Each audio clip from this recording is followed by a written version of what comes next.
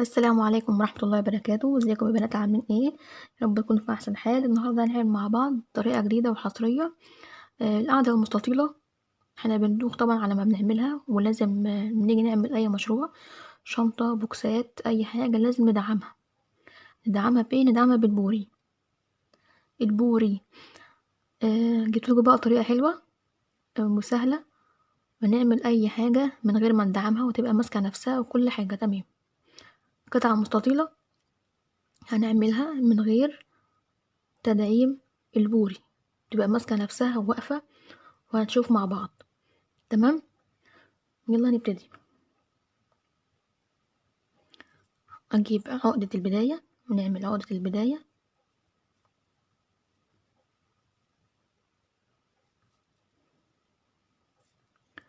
تمام. تمام. هنشتغل عدد من السلاسل على حسب بقى القاعدة، على حسب القاعدة المستطيلة اللي انت هتعمليها. لو هتشتغلي بالعرض، السلاسل بالعرض، هتنجري تطلعي لحد ما توصلي للطول المناسب. لو هتشتغليها بالطول، تطلعي لحد ما توصلي للعرض المناسب اللي انت عاوزاه. تمام. انا هعمل تجربة، اي مش مقاس مناسب. هنشتغل عدد من السلاسل، 1، 5، 6، 7، 8، 9، 10، 11، 12، 13، 14، 15، 16. اشتغلت 16 غرزة سلسلة عادي. تمام. بعد كده هنسيب أول سلسلة من بعد الإبرة على طول، وهنشتغل في التانية غرزة حشو. غرزة حشو، نركز بقى معانا. هنشتغل، احنا دايما بنشتغل على الحروف أو الحلقات الخلفية. دي الحلقة الخلفية اللي احنا بنشتغل عليها على طول دايما، واللي قدامنا دي طبعا الأمامية. نركز معانا عشان هنرجع نشتغل في الأمامية تاني، اللي هي دي. هنشتغل غرز عادية، غرزة حشو عادي اهو. 1، 2، 3، 4، 5، 6، 7، 8، 9،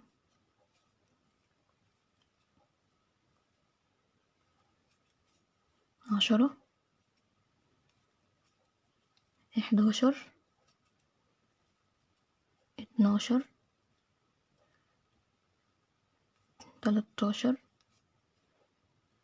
14، 15. آخر غرزة. تمام. تمام. كده اشتغلنا 15 غرزة حشو. نركز معانا، احنا دايما بنرتفع سلسلة وبنقلب الشغل، وبنشتغل غرز حشو تحت السلاسل على طول، أو تحت غرز حرف الفي. تمام، احنا مش هنشتغل كده ولا هنرتفع سلسلة اهي. تمام. آخر غرزة حشو معايا اهي، بتتكون من ايه؟ حلقة أمامية والخلفية. تمام. تمام اهي، الحلقة الأمامية والخلفية. احنا كنا لما جينا بنشتغل سلاسل تحت، زي ما قلتلكوا هنشتغل في الحلقات الأمامية اللي قدامنا دي. تمام اهي. الشغل بقى بتاعنا مش هنرتفع سلاسل، هندخل بالإبرة تمام في الحلقة الخلفية اهي كده، وهنيجي عند الغرزة اللي تحت، آخر غرزة اشتغلناها اهي عندي الحلقة الأمامية. هي دي الحلقة الأمامية، هنشتغل فيها، هنحط فيها الإبرة كده. ماشي كده تمام. هنسحب الخيط من الحلقة الأمامية والحلقة الخلفية كده، وهنشتغل غرزة حشو. تمام. تمام. الحلقة اللي بعدها اهي كده اشتغلنا خلاص في دي. الحالة اللي بعدها أمامية وخلفية، وقصادها الناحية التانية حلقات الأمامية اللي كنا بنشتغل عليها السلاسل. هندخل بالإبرة في الحلقة الخلفية اللي فوق مع الحلقة الأمامية اللي قصادها الناحية التانية اهي، وهنسحب الخيط وهنشتغل غرزة حشو اهي. الشكل بتاعها مش هيبان دلوقتي غير لما نرتفع بكام سطر. الغرزة اللي بعدها الحلقة الخلفية اهي، وقصادها اللي تحت نركز قصادها الحلقة الأمامية اللي تحت اهي. نسحب الخيط من الغرزتين الأمامية والخلفية ونرتفع غرزة حشو بالشكل ده كده. تاني الحلقة الخلفية مع الحلقة الأمامية اللي تحت نرتفع بغرزة حشو اهي. الحلقة الخلفية واللي قصادها اللي من تحت الحلقة الأمامية ونرتفع ونشتغل غرزة حشو اهي. كل حلقة قصادها غرزة حشو اهي. نركز ناخد بالنا الحلقة الأولانية عشان هي تبقى مايلة شوية بنستصعبيها، مرتفعناش سلسلة. كده عملنا كام غرزة؟ ادي 1 2 3 4 5 6، واحنا اصلا كنا متفقين عملنا كام سلسلة؟ 16 غرزة سلسلة. سيبنا غرزة ويبقى لنا معانا 15 غرزة. هنكمل الحلقة الخلفية وقصادها الناحية التانية ونرتفع بغرزة حشو. الحلقة الخلفية وقصادها الأمامية ونسحب الخيط من الحلقتين ونطلع بغرزة حشو، وهكذا لحد آخر السطر.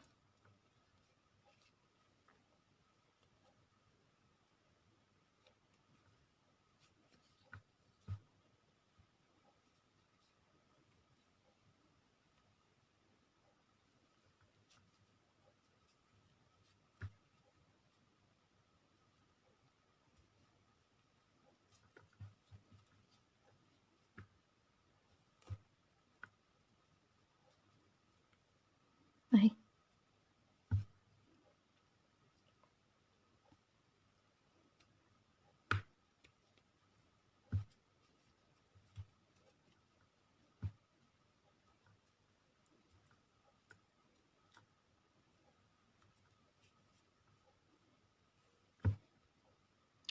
آخر غرزة معايا فين؟ آخر غرزة اهي. الحلقة الأمامية والخلفية اللي احنا هنشتغل فيها دي الخلفية، والحلقة اللي قصادها من تحت هي دي وليست دي، قصادها دي وهي دي. آخر غرزة عشان تبقى واضحة معاكم، وعشان هنكرر فيها نعملها آخر غرزة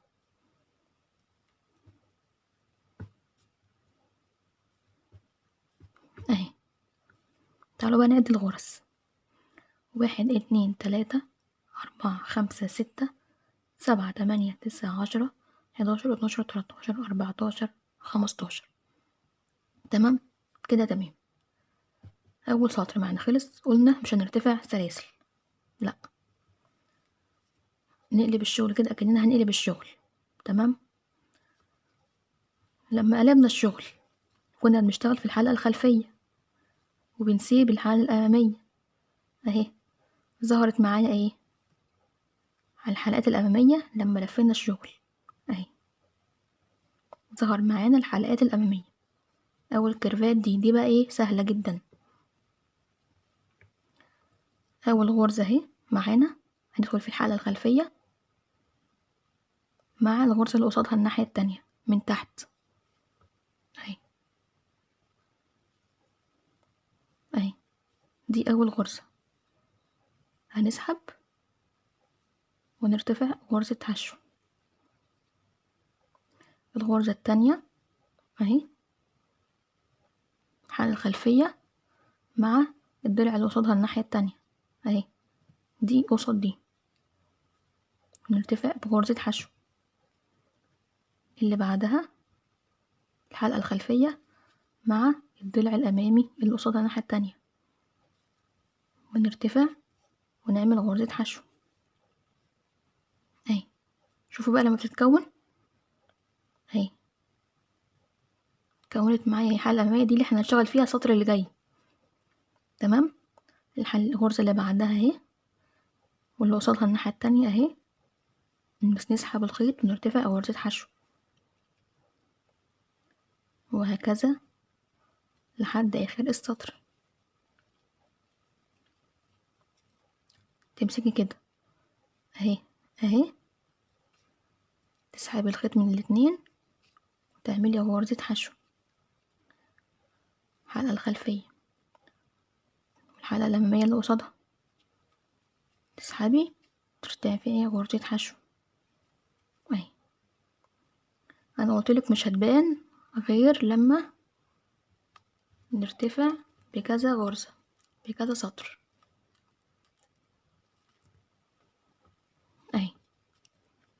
الحلقة الخلفية مع الحلقة اللي قصادها، ونسحب نرتفع غرزة حشو. الحلقة الخلفية، غرزة اللي قصادها، ونرتفع غرزة حشو.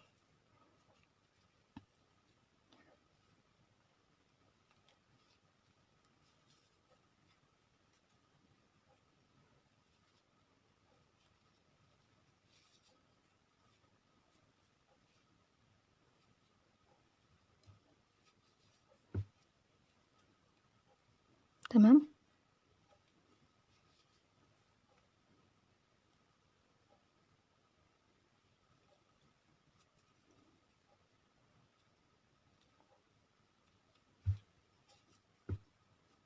نركز في اخر غرزة. اخر غرزة فين؟ الغرزة الامامية مغطياها. ليه مغطياها؟ عشان ما ارتفعناش سلسلة. بصوا، دي الضلع التالت اللي في الغرزة اللي بيبقى بره ده، ملناش دعوة بيه. شوفوا السلسلة اللي بعدها، الغرزة اللي بعدها اهي، ده حرف الفي، الحلقة الأمامية والخلفية. ندخل في الحلقة الخلفية كده، والغرزة اللي قصادها مش دي، لأ، اللي فوقيها دي على طول، دي اهي. ندخل فيها كده ونرتفع غرزة حشو اهي كده. ايه بقت معايا مظبوطة كده مستطيلة. شوفوا التخانة اللي فيها اهي. السطر التالت اهي، اهي كأننا هنقلب الشغل كده اهي. تمام. الحلقة الأولانية اهي بعد الإبرة على طول، والحلقة اللي قصادها فين؟ اهي تحت اهي، دي أول حلقة. تمام اهي. هنسحب ونرتفع بغرزة حشو. اللي بعدها اهي، واللي قصادها اهي، نرتفع بغرزة حشو.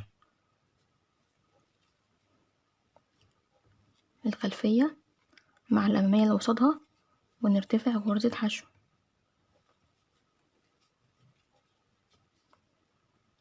الخلفية مع الأمامية اللي قصادها، ونرتفع غرزة حشو اهو. اللي بعدها وهكذا لحد آخر السطر.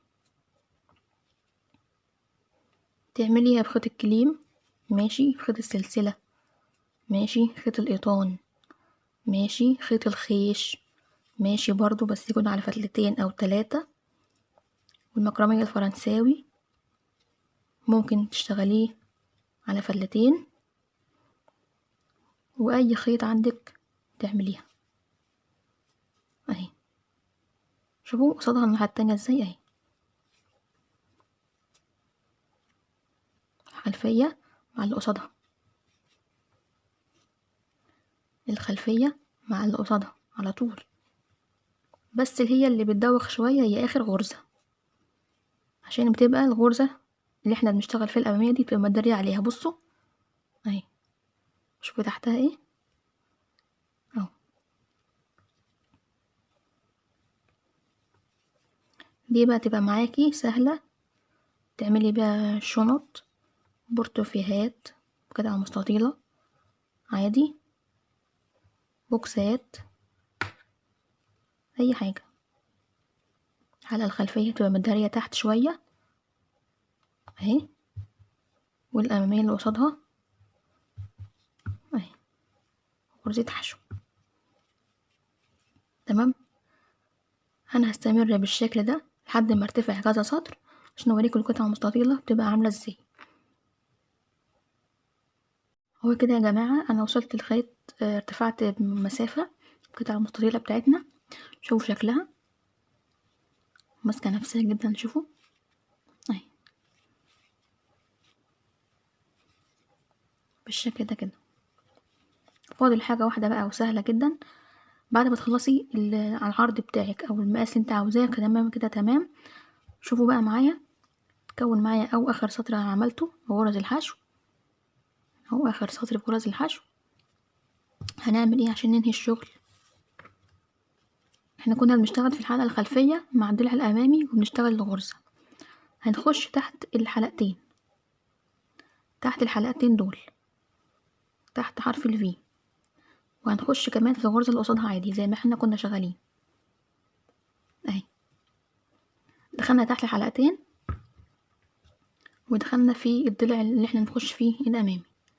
هنسحب الغرزة ونعمل غرزة حشو. هنخش تحت الحلقتين،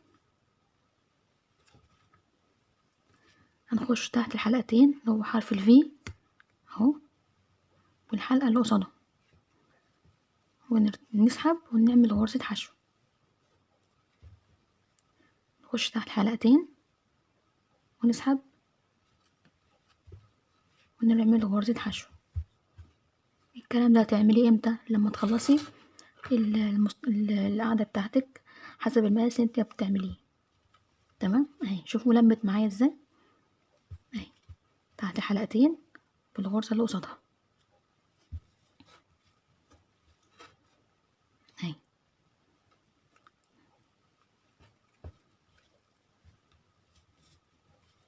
بالشكل ده تحت الحلقتين والضلع الامامي الناحية التانية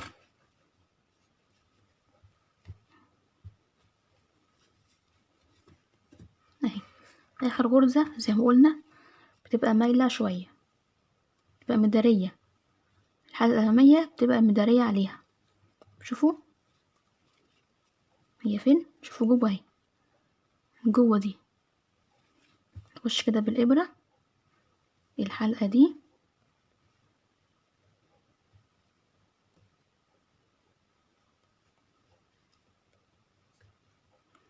الحلقة دي والحلقة اللي قصادها تحت اهي، والحلقة الأمامية اللي قصادها، ونرتفع بالشغل ونعمل غرزة حشو اهي. شوفوا من ورا ومن قدام، وجميلة جدا وثابتة على الأرض اهي، ناشفة مش محتاجة بوري ولا أي حاجة. تمام، لو عجبكم الفيديو متنسوش تعملوا لايك وتشتركوا في القناة. السلام عليكم ورحمة الله وبركاته.